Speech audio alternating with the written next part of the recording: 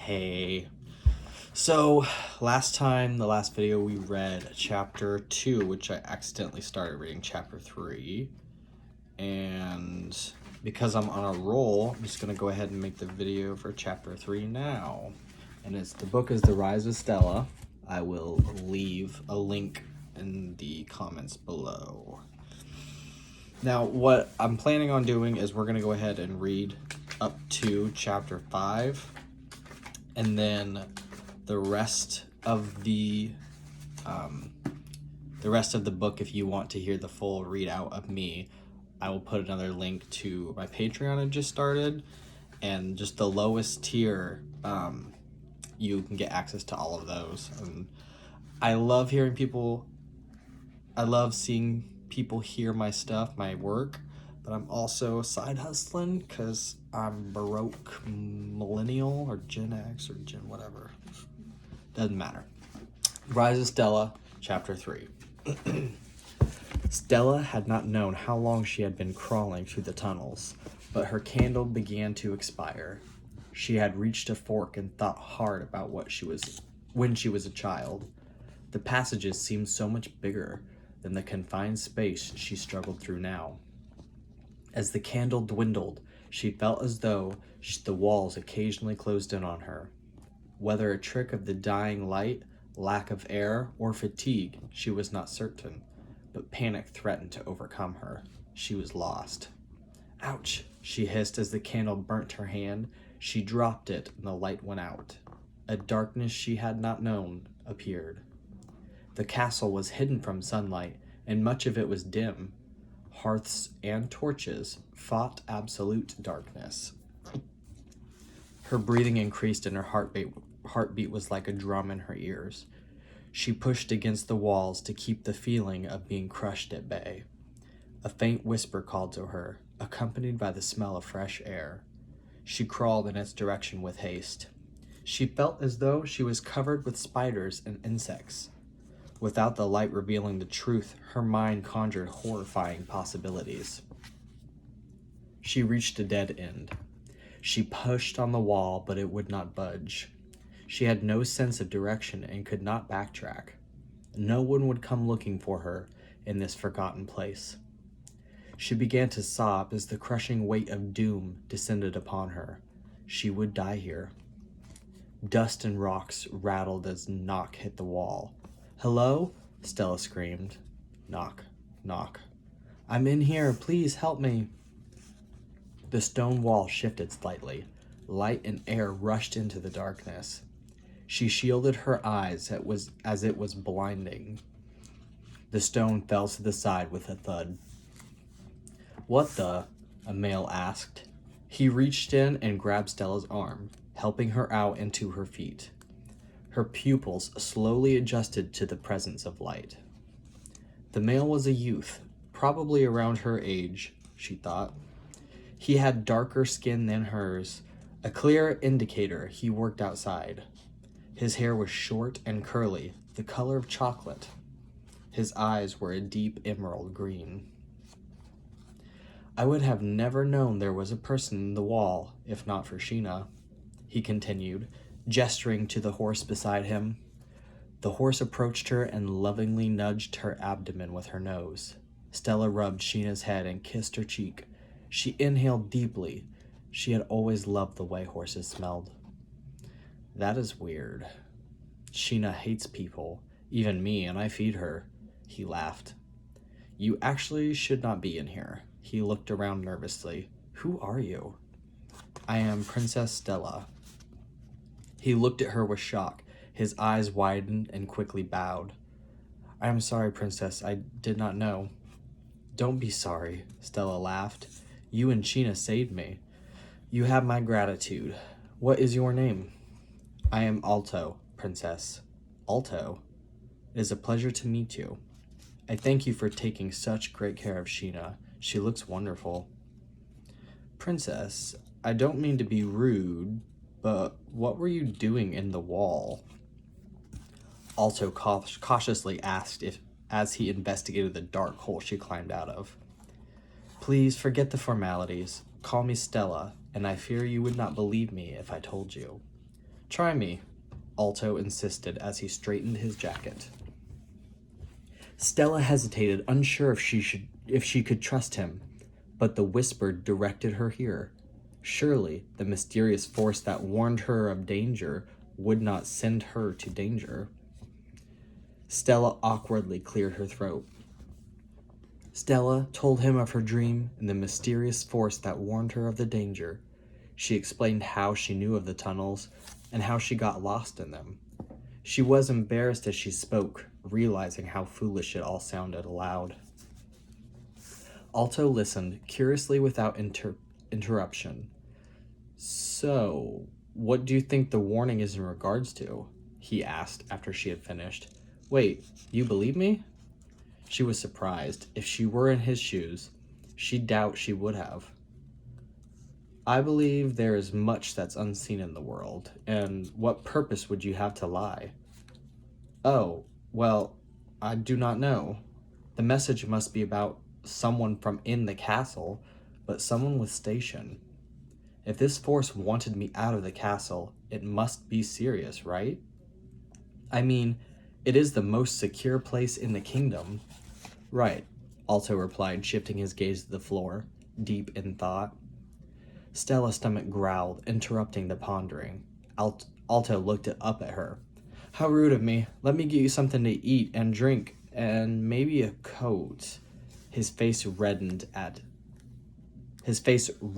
and he left the stables. Stella forgot she was only wearing a semi-transparent nightgown. She covered her breasts with her arms and sat on an upside-down crate, waiting for Alto's return. She thought about what they would do with their discarded clothes. They could not leave them in the open, but they also could not bring them along. Stella eyed a large pile of hay, and the answer came to her. Glim had vanished after providing instruction, leaving Liza to ogle her reflection. She dressed in a long black gown with gold stitching. The paleness of her skin caused her black eyes, hair, and dress to pop. She gave her reflection a final smile of approval before leaving her chambers. Liza made her way to the dining hall for breakfast. She carried herself more confidently than she ever had. Her short manservant passed her, focused on some notes in his hands. Liza smiled at his obliviousness. My queen? He stammered. Liza stopped and turned to him with a grin. What, you do not recognize me? You look... Edward, are you speechless? Liza laughed. This day will be one to remember. What happened? Liza's face must have shown her displeasure at the question, for Edward quickly corrected himself. I mean, you are an absolute vision, but different. You think so? She twirled with a glee. A god visited me, Edward. She excitedly approached the older man. He has blessed me and this kingdom. She walked away from him. We serve a new god now, Edward, the god of shadow, one who will not forsake us. She whispered the latter with contempt. Liza sat in the dining hall alone, apart from the servant patiently awaiting orders by the door. Liza tossed a strawberry in her mouth from the large fruit platter before her. She spat it out, releasing a sound of disgust. The sweet taste she was accustomed to was instead bitter. She took a drink of her wine to wash it down, but it too was bitter. Where is the princess? Liza barked with frustration. I do not, the servant started. Your response had better not be that you do not know. Instead, it should be, I will fetch her, your majesty. She snapped. The servant briefly bowed and ran out of the room. Liza stared into the hearth. The flames no longer danced for her. She scowled at it. She flicked her fingers and purple shadows swallowed the fire. Liza grinned and inspected her hand with satisfaction. You are looking radiant today. Glim suddenly appeared in the chair beside her. Liza jumped at the abruptness of it. Get some work done? Glim mused. Liza chuckled in reply. Eating Alone? In the dark? I'm finding that I prefer the dark, Liza retorted. But alone? Where is the princess? I sent for her. I imagine the foolish girl still sleeps. Liza rolled her eyes. Your Majesty. The servant girl rushed back into the room, panting for breath. It's the princess. She is missing. Missing? Liza laughed. What do you mean, missing? I went to her chambers. Her bed was undone, a cup of water on the floor, and her door was wide open. None of her clothes are missing either. What? Edward! Liza screamed. The small man rushed into the room. Where is my daughter? She asked through clenched teeth. I do not know, Your Majesty. I fear she has been taken. The Shadow Army, perhaps? You idiot! What do you think? Who do you think owns the Shadow Army? The God of Shadow, perhaps? Do we not serve the God of Shadow now? Do you think he would have failed to mention the kidnap of my daughter? No, I have no time for your stupidity. Send every guard, send every servant, offer a handsome reward, a title, I do not care. Liza stood. Find her! She screamed. The veins in her neck bulged and her face reddened. Edward exited the room and started barking orders to anyone who walked by. I am surrounded by imbeciles, Liza sighed as she sat back down. She rubbed her forehead with frustration. Glim simply grinned, likely enjoying the dramatic display. You do control the Shadow Army, don't you? Liza asked. Glim's attention was focused on a confused-looking servant by the doors. She thinks you are mad, he chuckled. What? Liza turned to the servant. She shook her head and looked at her feet. Do not stand there like an idiot. Do something. The servant ran in terror. Do you see what I deal with? Liza said with disdain. It is really quite amusing, Glim retorted tauntingly. I am truly glad you find joy in my struggle, she smartly replied. So, do you control the Shadow Army? No, I do not. One of my gifted followers has assembled other gifted followers and amassed the force. I do not appear to my gifted as I do to you.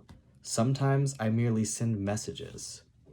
So I do not have you to thank for killing my husband, Liza sighed. I'm afraid not. Can I ask why you appear to me? Truthfully, because I am able to. The gods have limited access to this world, and I have never been able to make my shade visible to a human.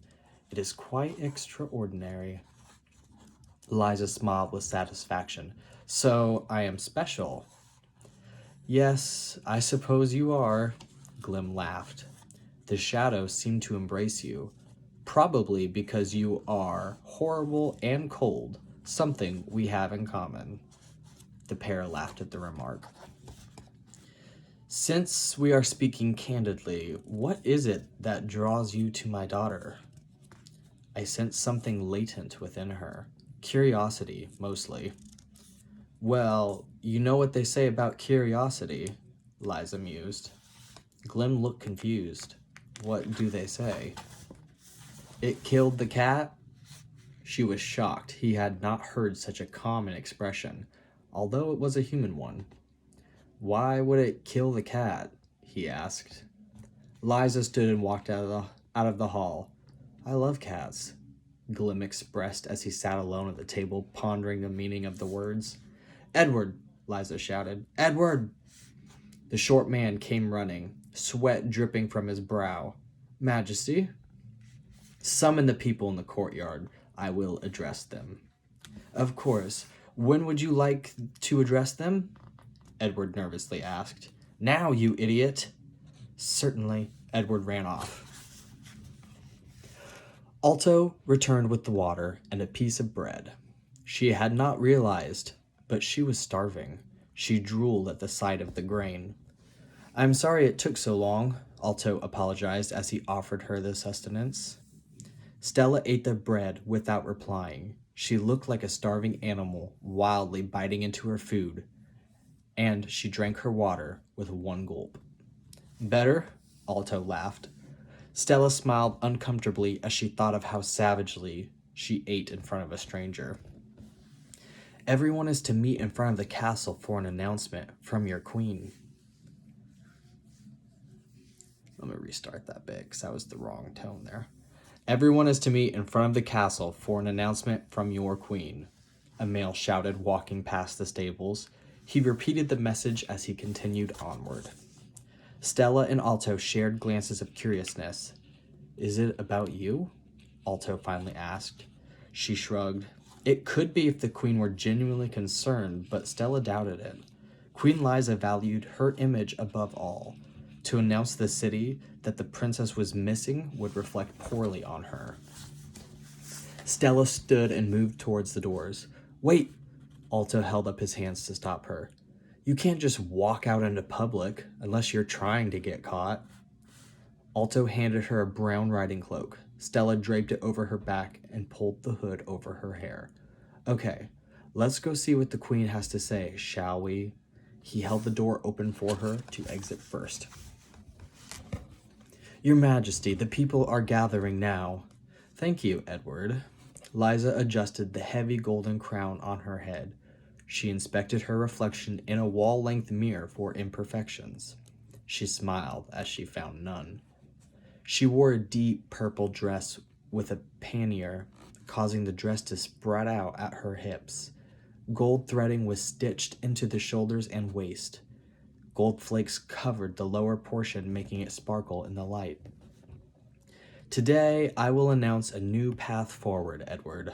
It will be a day that goes into the history books. Your Majesty, may I speak candidly? Edward had known Liza longer than anyone at court.